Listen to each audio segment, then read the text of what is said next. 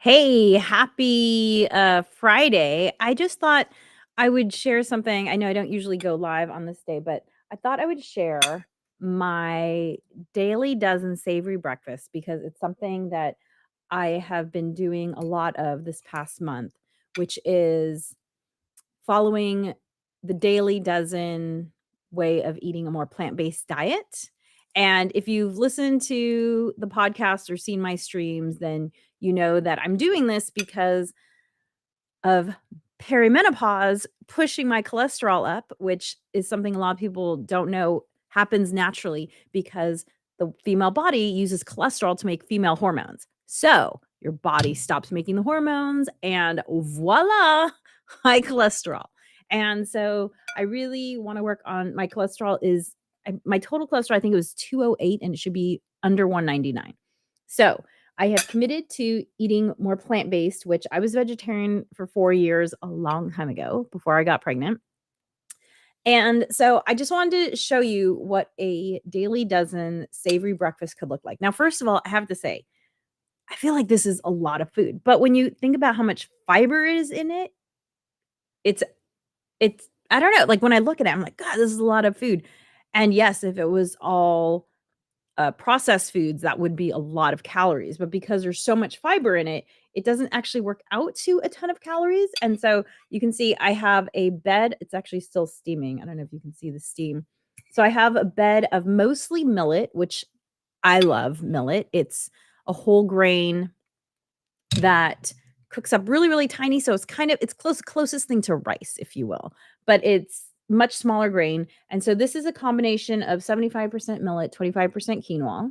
And what I do is basically like twice a week, I just make a big batch of millet and it just sits in the fridge. But today I had to make it fresh because my husband finished it last night. And then I sauteed red onions and I switched from brown, white, yellow onions. I guess I'd always used yellow onions. I switched from yellow to red because of the book How Not to Die, which I talked about, I'm sure, in one of the podcasts. And Dr. Michael Greger, he makes a very good case for the benefits of eating more colorful vegetables, so red onions, which honestly I like the taste of red onions better anyway. The one drawback of red onions is when you're making a soup because your soup ends up reddish purple, especially if you add red cabbage, then forget about it. It kind of looks like glue paste, which I'm getting used to. So, okay, so sauteed red onions, mushrooms, because mushrooms have some nutrients that you can't find anywhere else in food. Okay, so red onions. Oh, here are the red onions. So red onions. Sorry, it's mostly millet that you can see. I added some greens. I added some dandelion greens.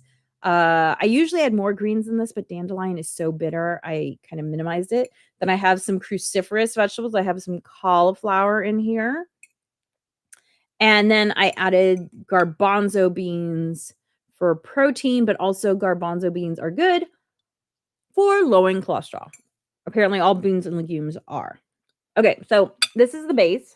And then here are the things that I add, which this is also part of the Daily Dozen in terms of these herbs are really good for you, but they taste so good. I actually feel like I'm cheating every time I add them. Okay, so cumin seed. I love cumin in general, so this isn't a hard thing for me to do. If you find that cumin smells like socks, it might be that your ground cumin went rancid, which is why I always buy cumin seed because I buy it by the pound and it doesn't go rancid that way. So cumin seeds, garlic powder. I love garlic. I hope you like garlic because I kind of feel bad for people who don't like garlic because it adds so much flavor. So some garlic powder. And then to top it all off, nutritional yeast. This brand is amazing. Nooch. And this has black truffle in it. So it's really like so yummy.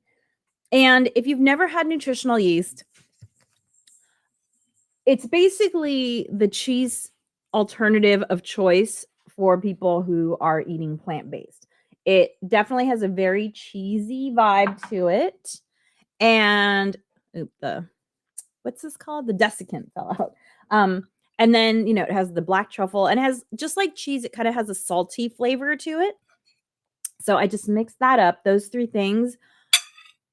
It makes everything delicious, honestly. And then just to add a little bit of richness to the flavor here, I'm going to add some organic cold pressed walnut oil.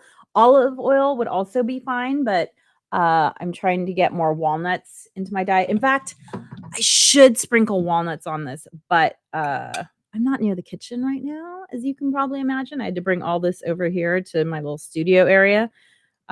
So just gonna drizzle some walnut oil on there, and I'm gonna add some walnuts after I get off here. So this is what I'm eating for breakfast. Learning to eat savory breakfasts I've always liked eggs, but you really have to get into savory breakfasts if you're gonna try and eat more plant-based Daily Dozen style. Mm. Mm, mm, mm, mm, mm, mm, mm. Honestly, this is really good. And I get to tick off a whole bunch of boxes on my Daily Dozen app, which the Daily Dozen app is totally free. So if you're looking to eat more plant-based, if you're looking to eat in a way to bring down blood sugar and cholesterol, like I have to now that I'm facing these hormonal changes, then check out the app. It's totally free and delicious. So that's all I wanted to share with you today. My Daily Dozen Savory Breakfast.